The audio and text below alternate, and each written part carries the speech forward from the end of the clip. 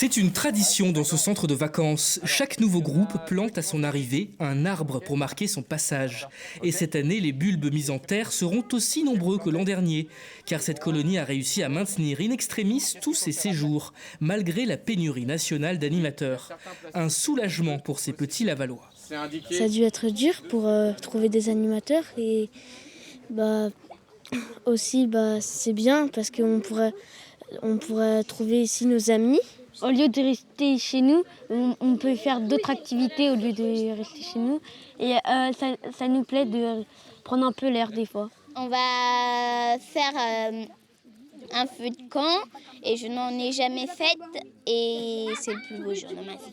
On y va lentement. Néné peut s'estimer chanceuse car avec 20% de personnel en moins cet été, cette colonie a quand même dû se résoudre à accueillir moins d'enfants. Autre solution trouvée à la dernière minute, cet animateur n'est autre que le directeur. Je me retrouve effectivement à dépanner de temps en temps et à prendre ce rôle d'animateur. Mais bon, avec plaisir, hein, ça va aussi, mais c'est vrai que du coup, il y a un manque d'animateurs sur le centre. Ouais. La raison principale de ce manque d'animateurs, c'est leur faible rémunération pour un travail très prenant. Moins de 24 € bruts par jour. Une indemnité que ce centre a choisi de doubler.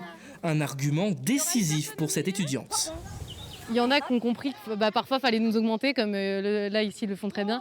Et d'autres centres ils payent encore 25 € la journée. Enfin, c'est juste pas possible, vu le travail qu'on a, la fatigue. L'association qui gère ce centre et 2 autres colonies travaille aussi à fidéliser ses animateurs tout au long de l'année.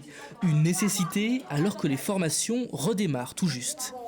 On est sur l'après-Covid et donc on a eu 2 ans de presque d'annulation de toutes les formations BAFA. On se retrouve cette année avec des formations qui ont repris et on se retrouve avec beaucoup de demandes de stages pratiques BAFA.